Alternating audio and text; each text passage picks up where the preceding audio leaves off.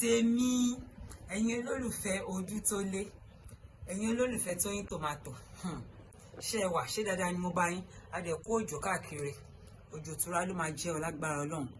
A fẹ́ sọ̀rọ̀ lórí àwọn ọkùnrin tí oko wọn kéré.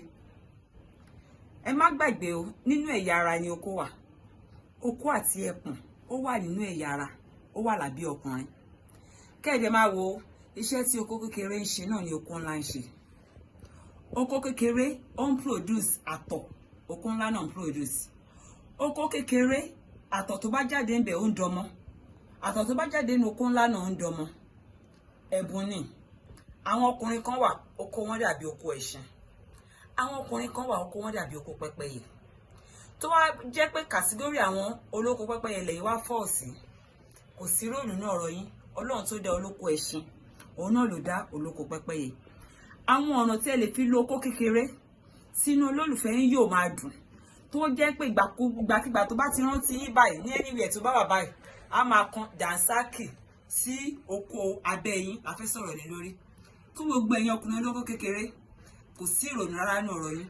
Nǹkan tí ẹ kàn máa ṣe ni pé tẹ́ bá ti wà lórí bed pẹ̀lú ìyàwó yín, ẹ kọ́kọ́ bá ṣeré, ẹ bá obìnrin ṣeré dáadáa. Ẹ fi mi fẹ́ mú bí mo fẹ́ sọ kẹ́ fi ọwọ́ kẹ́ fi ṣeré kẹ́ fi dára sábẹ́ wọn. Ṣóyè yín gbogbo àwọn ibi tó yẹ kí ẹ fẹnu là mi fẹ́ máa fi gbogbo ẹnu sọ̀sọ́kùsọ pé ìsọkùsọ ò dáṣẹ́ mọ̀.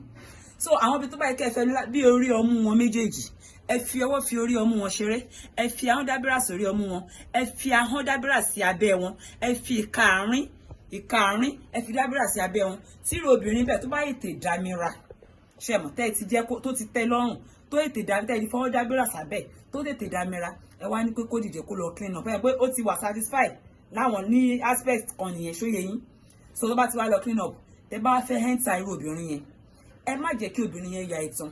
Tí ó bá ya ìtàn sí méjì àṣírí oko kékeré yẹn tètè máa tú. Ẹ jẹ́ kó pa ìtàn pọ̀.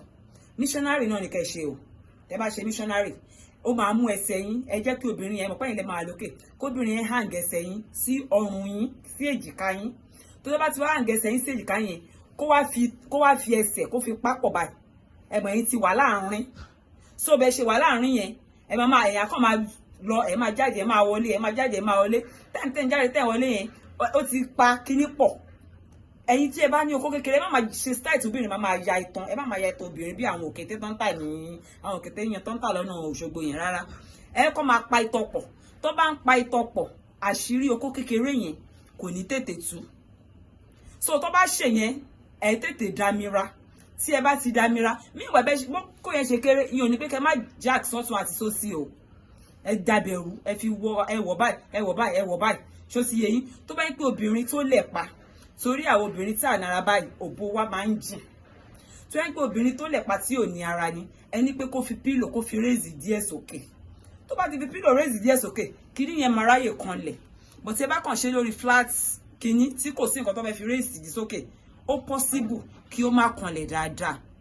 Mò ń já yín ni o. Ẹ̀yin ọkùnrin olówó kékeré ẹ máa jẹ watermelon dáadáa tẹ epo tẹ èso nú ẹ̀. Tẹ́ ẹ bá ń jẹ ó máa ń jẹ́ kí iṣan wà ní oko yín.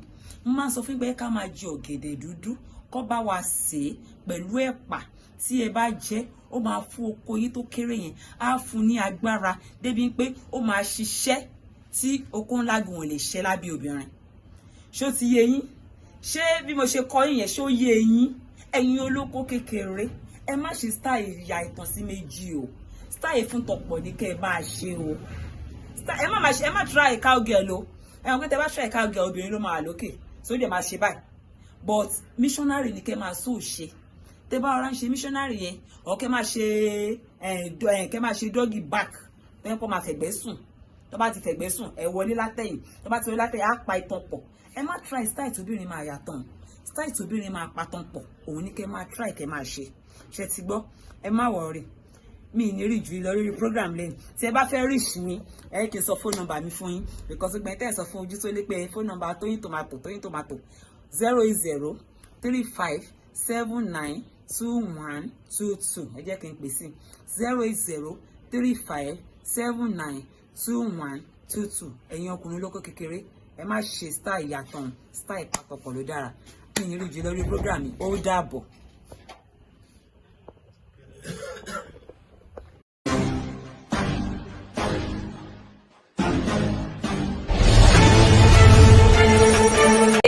watching this video.